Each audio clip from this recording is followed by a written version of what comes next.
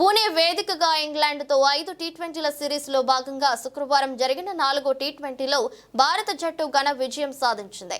ఈ విజయంతో మరో మ్యాచ్ మిగిలి ఉండగానే టీమిండియా 3-1 తేడాతో సిరీస్ను కైవసం చేసుకుంది. అయితే ఈ మ్యాచ్లో గాయపడిన శివం దుబే స్థానంలో హర్షిత్ రాణా కంకషన్ సబ్స్టిట్యూట్గా బరిలోకి దిగిన విషయం తెలుస్తుంది. ఇదే అతనికి భారత్ తరపున తొలి టీ20 మ్యాచ్ కూడా. ఇలా అరంగేట్ర మ్యాచ్లోనే మనోడు కీలక సమయంలో 3 వికెట్లు పడగొట్టి టీమిండియా విజయంలో కీలక పాత్ర పోషించాడు. అయితే శివం దుబేకు బదులుగా హర్షిత్ను కంకషన్ సబ్స్టిట్యూట్గా తీసుకోవడం పట్ల ఇంగ్లాండ్ మాజీలు ఆగ్రహం వ్యక్తం చేశారు. కంకషన్ సబ్స్టిట్యూట్ నిబంధనల ప్రకారం ఓ ఆటగాడు కంకషన్కు గురైనప్పుడు రీప్లేస్మెంట్ గా అతడిలాంటి ఆటగాడిని తీసుకోవాల్సి ఉంటుంది. కానీ నిన్న రాణా పూర్తి బౌలర్ కాగా దుబే అప్పుడప్పుడు బౌలింగ్ చేసే బ్యాటర్ కావడంతో దుమారానికి దారితీస్తుంది. ఇదే విషయమై ఇంగ్లీష్ జట్టు కెప్టెన్ జోస్ బట్లర్ కూడా అసంతృప్తి వ్యక్తం చేసినట్టు సమాచారం.